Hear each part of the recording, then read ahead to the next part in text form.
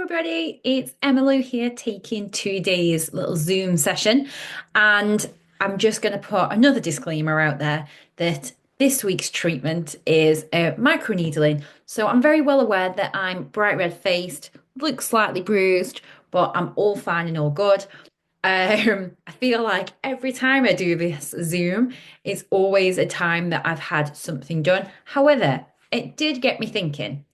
I was having my treatment today, and I do like to go out and experience treatments, that are important to me. Skin is one of them, healthy skin, very much like sugaring, actually. But I love going to experience new treatments, spas, and keeping my hand in the game, even if it is services that I don't offer. I'm always able to take something away from it, whether it's positive or maybe not necessarily negative. I don't like saying negative, but just maybe ways that maybe I would do things differently, or maybe things that I could encompass into my own services. So this is definitely me sitting here saying, even if you are, just in sugaring only, it might not be that there's another sugarer around you, but that doesn't mean to say that there aren't other treatments that you can go out and experience yourself, or spas, and take snippets from to help you with your business. It could be as simple as a new booking system. It could be the way that you are greeted with from their therapist, or the treatment journey, or even checkout, home care, retail.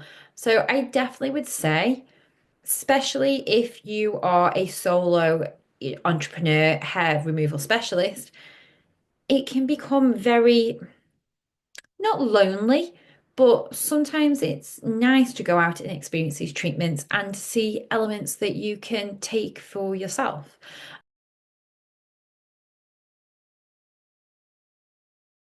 And then, secondly, this really helped me to think about our training courses.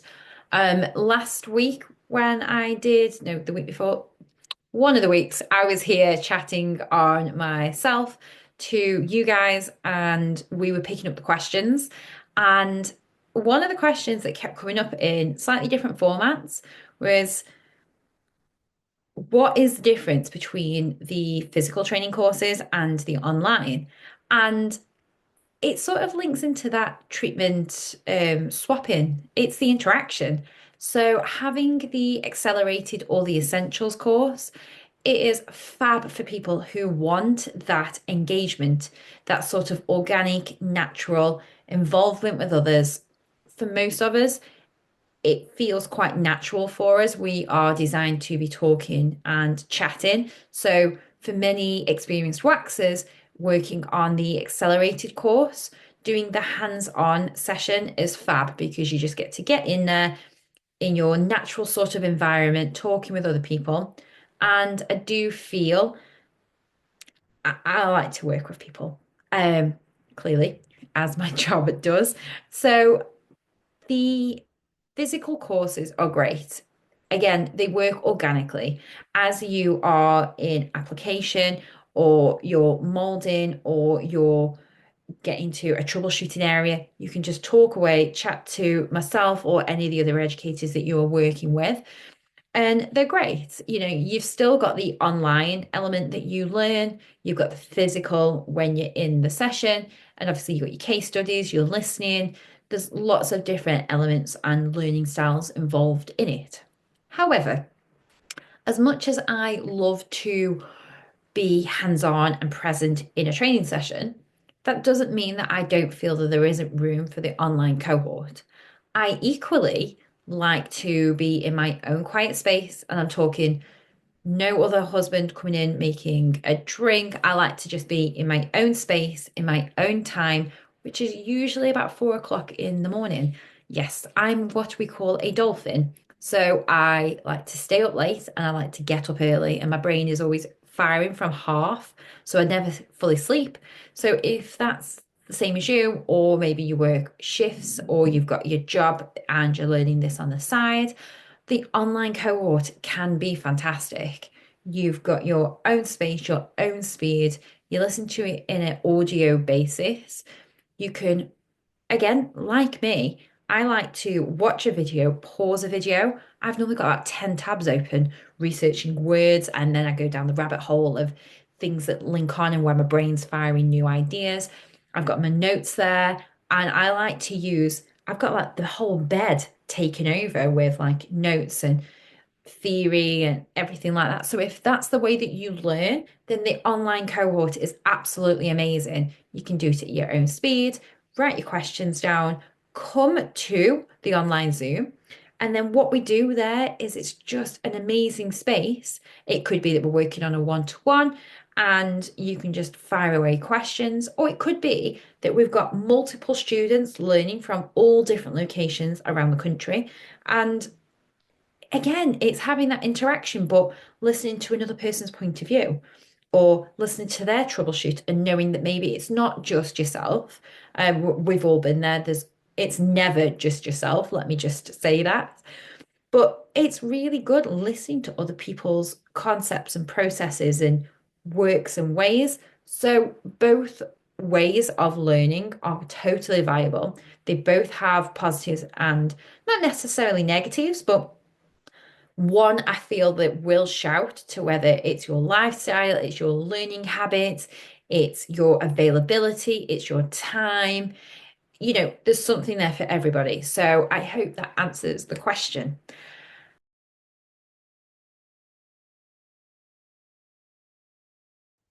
Whilst having my treatment today, my therapist was talking to me about basically my pre-consultation, talking to me about what I had been doing before going to the treatment and what I needed to do at the end. And it got me thinking, I've had this treatment for about a year and a half, and there are still things that you forget or you hear and they go in one side and out the other. And this is me coming here to say to you today, make sure that when your clients are coming to see you, you treat them like it's almost their first time each and every time. Now, I'm not talking about being rigid and not having any conversation, but making sure that you are recapping that pre-care, just checking you've not been using any actives on the face around the eyebrow, or you haven't been on a sunbed. And some clients, which is why I'm explaining this to you right now, will say, "Oh yeah, I thought I could go on before, but I can't go on after, can I?" Or, what have you got planned for after this treatment today? Oh, I'm going to go for a spin class. I'm going to go swimming. I'm going to go on a sunbed. And it's like, oh my God, no. And clients, they've got, yeah, what I think we sometimes forget is that clients aren't us. They haven't got that mindset of, I'm doing this today. Is it going to affect my treatment? So just sort of recapping those conversations can help you in multiple ways. One, it's extremely professional. Two, it's going to help you with your service because, first and foremost, you're fine tuning elements of your client's lifestyle that maybe they've forgotten about, especially returning clients because they do it so frequently. Sometimes I think they are more so blindsided by the things that they are or are not supposed to be doing. Having this conversation reinforces your professionalism. So straight away, it reinforces that commitment to care between you and your client as well. And it's also great for retail opportunities. Now, this isn't me here saying retail, retail, retail. Yes, it helps our, profit margins and things like that. It also obviously helps our clients. So, let's take, for instance, me saying to you today about clients maybe going to go swimming or going to a spin class after their intimate sugaring. We know that that is a complete no. There's a good chance that that client has been coming to you for the last 12 months and has done this same routine every single time, but it just so happens that maybe it's not come up in conversation. And by just recapping that aftercare, finding out that they're going to go to a spin class and putting the pieces together, that they say that they're always a bit maybe itchy, or maybe they get in the white spots for the first couple of weeks. and always wondering what it is that could be going wrong or that maybe you've not done, it's a real simple fix to say, okay, I don't advocate it, you shouldn't be doing it, and I can 95% sort of say that the reason X, Y, and Z is happening is because of this. However, if you are still going to go ahead and do what I don't advocate you doing, I am going to recommend and suggest that you use the Quick Calm Treatment Oil after your shower, after the gym. That is going to help keep, the bacteria forming and at bay. It might not help and remove it completely, but it's definitely going to help it to keep everywhere clean and hygienic. I'm also going to recommend that you take the mineral mud, and once you've had your shower, I want you to apply that mud for 10-15 minutes, watch a Netflix episode. It has to be able to fit into their lifestyle. For me, telling me to have a bath and soak in it isn't going to work because I don't have a bath. I am clean, I do shower, but there is no point telling me that element because it will not work. However, could I lie on my bed when my child's gone to bed with a Hungarian mud mask on my pubic bone area, watching, I don't know, Lucifer on the Netflix? Absolutely. Currently on Lucifer's second time round, just FYI. If you haven't watched it before, you need to because he is beautiful. Anyway, moving forward. So really do make sure that you are treating and talking to your clients each and every time, even if you have seen them for 5 years. Um, I think that's really important. I think we've all probably had an experience. Mine was when I was giving birth to my little girl. It was my first time having a baby, yet the midwives that I had met treated the situation like it is their job, which it is. And they do that every single day. And everything may have been fine and they may know exactly what they were doing, but I didn't. And I hated feeling like I was just shunned and, oh, it's fine. And I think sometimes when we may be doing a Brazilian, we say quite often, don't worry about it, it's fine. However, that person on the bed, for them, their mindset isn't that way. So not only does it work on retail, but just reinforcing that client care, just sort of talking them through it and just having that mantra inside your head that this is their first time or this is how they could be feeling. I think that's really important moving forward. So hopefully that helps you with your practice and, a little bit about home care.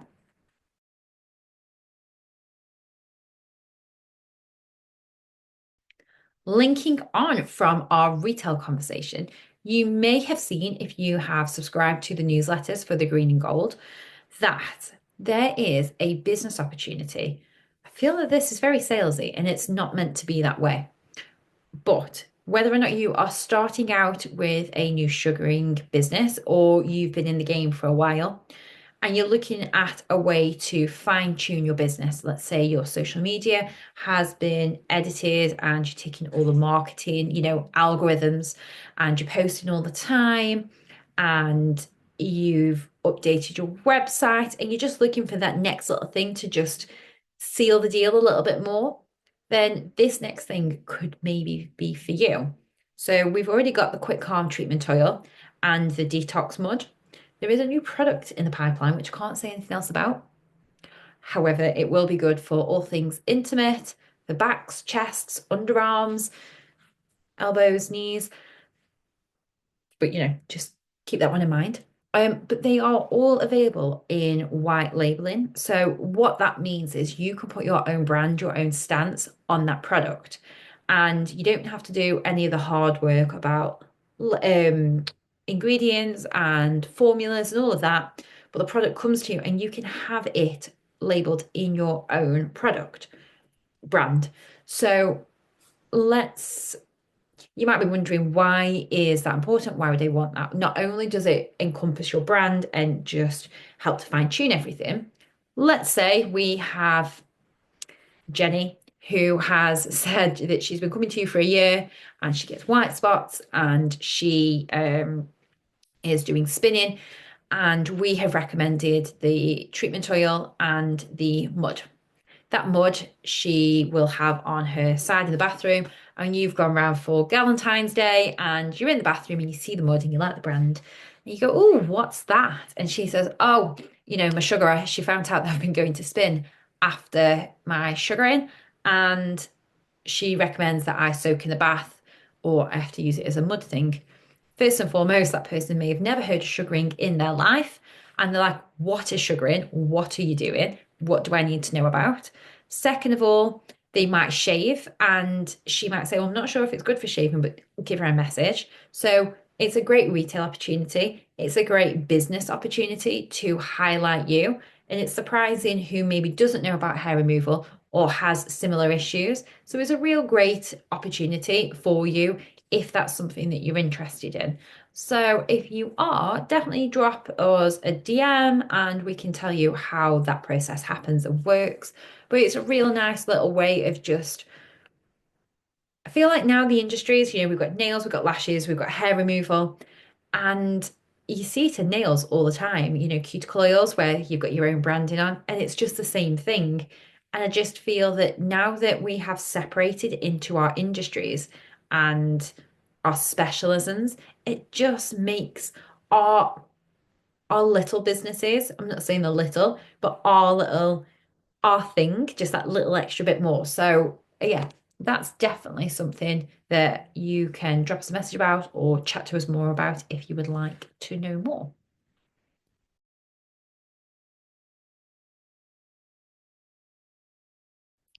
Let's talk pre and post products. I was in the treatment room a couple of weeks ago because I've just had a whole week off, and I have a returning client that loves to use a butter balm, and she does it the morning of her appointment, which is great. I am glad that she does it to hydrate her skin.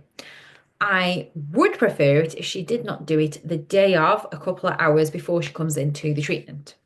So the way that I normally like cleanse a leg or an underarm is I'll just take a cotton round, a couple of pumps of the warm vanilla skin cleanser and wipe over. Now, you'll probably know if you do deliver treatments right now, using a cotton pad on like a thigh, the product is soaked up quite quickly. Sounds like a new product there. And the pad ends up rolling up. So as always, I have a little trick up my sleeve. I use disposable little sheets and they pre-cut with a little crisscrossing for my clients for massages where they can put their head in. And I like to rip them in half and then I can sort of wrap my hand in them. And I feel like I can get a lot more of a scrubbing action. Obviously, we don't want to cause trauma to the skin. I'm not removing layers of skin, but I just feel like I can saturate that better.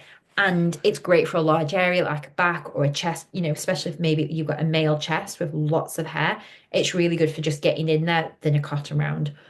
But if it is that you have had a similar incident in the treatment room and maybe you've done all the prep correctly, you've got your paste and it's in the perfect temperature, it molds beautifully, it's sinking into the follicles, you're nice and slow, you're allowing it to unfold onto the skin, tick, tick, tick, but it's not unfolding and it's sort of like shrink wrapping back, and you're just not getting that attachment that you should be getting.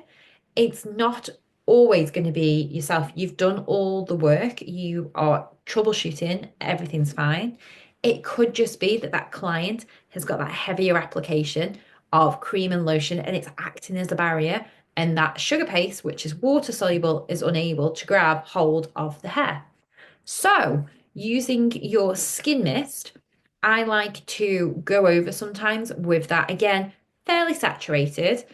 You can do it in a nice spa element where you maybe spritz over them first so it feels lovely, or you can just directly spray it to a cotton round or that gauze type sheet again and go over with that. And that just helps. Obviously, it's not an astringent, it is a hydrosol, but it does just help to remove any excess oil that may be causing us a barrier. So don't just think of your skin mist as just a post product. It's a really good pre-product too, especially for underarms as well. That's a real good one, where it gets maybe heavily coated in deodorant. So definitely give that one a try if you haven't.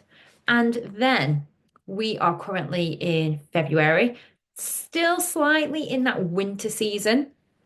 And the after lotion. Okay, so we know that the milk is a nice lotion, lightweight, fragrance free, lovely, absorbs in. But we also know that a lotion is that topical barrier, a topical barrier of hydration for day to day application. It doesn't necessarily always get deep down into the layers of the skin to create long lasting hydration, especially when we are in seasons that are depleting our moisture levels and that wind factor and the cold temperature, everything's tight and scaly. So a little extra tip. I like to add a couple of drops of the treatment oil. So we know it's obviously tea tree, eucalyptus, antibacterial. So it's great for just being hygienic. But it's also oil is a small molecule which can travel down through the skin layers. And a couple of drops of that into your application lotion is going to give them more deep hydration for their skin. It's a real good selling point to talk to your clients saying, maybe they use it already for underarms and Brazilians and just saying you can use that same oil and apply it to the legs. That's also going to help the return rate of them needing to purchase more and more often, but they're going to notice so much more hydration on their legs. And then equally, if they're not already using the rough scrubs, obviously because of their coconut oil element, these are fab maybe daily as they are recommended. But I normally recommend a couple of times a week to your clients. If they are already oiling or they don't feel like they want the faff of adding that in, making sure that they're scrubbing with that high oil concentration, that means that once the sugar has been washed away, they have got that oil residue on skin, giving them that dehydration. I like to use the scrubs in two ways. Not two ways, but as in to recommend them. For those that like to get up early, go to the gym, and need that sort of zing wake up in the morning, then it's the original mint. It is like that sauce, minty, tingly shower gel. It's amazing for waking up in the morning. Not only is the exfoliation stimulating in itself, but that minty scent is really awakening for people. So that's a real good selling point. And then the citrus blend for me is very much spa based. It's not zingy, it's not citrusy, and it's not Christmassy. It's almost a soft and subtle aromatherapy, which I find quite soothing for an evening. So, dependent on how your clients are functioning, when they have maybe more time or it fits into their lifestyles. Again, I suppose it goes back to conversations, consultations, chatting, and knowing your clients.